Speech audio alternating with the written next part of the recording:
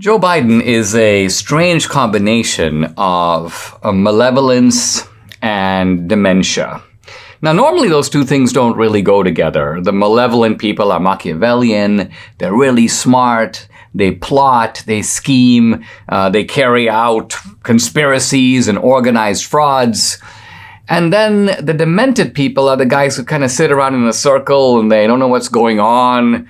Or they develop utterly crazy ideas like, I'm Napoleon Bonaparte. And Biden is the strange hybrid of both. He's not entirely one, he's not entirely the other.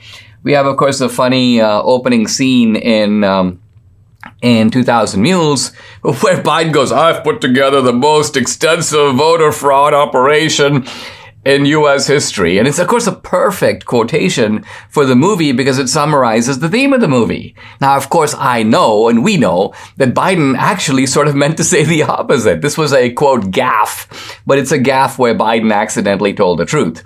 I'm kind of amused by all the fact checks on that, where they go, no, this is not really accurate. This is not what Biden meant. If you look at the full context, he actually meant something different. Well, let's leave aside what he meant, because that's his intention in his head. This is what he said. So we have an odd situation where a grown man says the exact opposite of what he believed. It's not just a single misstatement of a word. Like they're trying to go after poor Mary Miller. Mary Miller's a lovely person.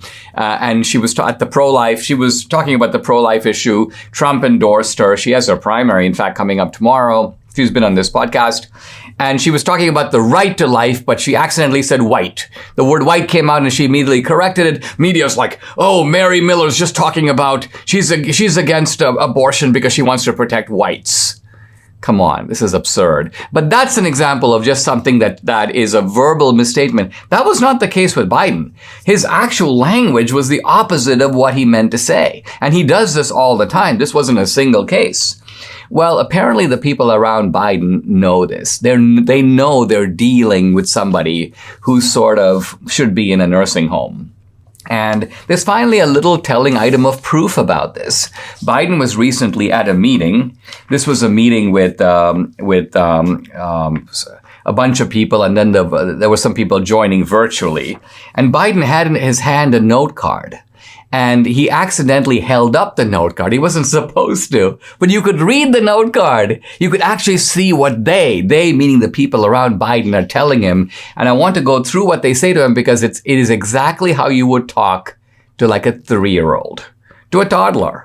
Right? So they're addressing Biden in toddler language as if he is a total and complete idiot, which of course he is.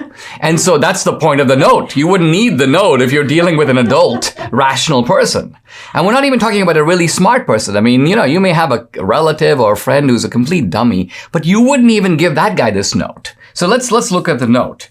I mean, here's Biden holding up the note with one of those goofball expressions on his face. But I'm going to read the note verbatim and comment on it along the way. First of all, you enter the Roosevelt room and say hello to participants. Is it necessary to tell him that he has to enter the room? And by the way, you is in all caps. You enter the Roosevelt room and say hello. They have to tell him, make sure you say hello. He doesn't already know that. Hello. Say hello. Number 2, my favorite. You, all caps, take your seat. All caps. In other words, Biden, don't take anyone else's seat. You take your seat. This is fantastic stuff. Can you imagine other world leaders are now looking at this? You take your seat. What does Putin think? What does Xi think? 3, press enters. Biden is to be told the press will now enter the room. 4, you, all caps, as if Biden is confused between him and someone else. You give brief comments. And really brief, by the way, 2 minutes. Don't speak for more than 2 minutes. Everybody will know you're out of your mind. And then press departs. The press will be removed. Then you, all caps, ask Liz Schuler, President AFL-CIO, a question. Note Liz is joining virtually.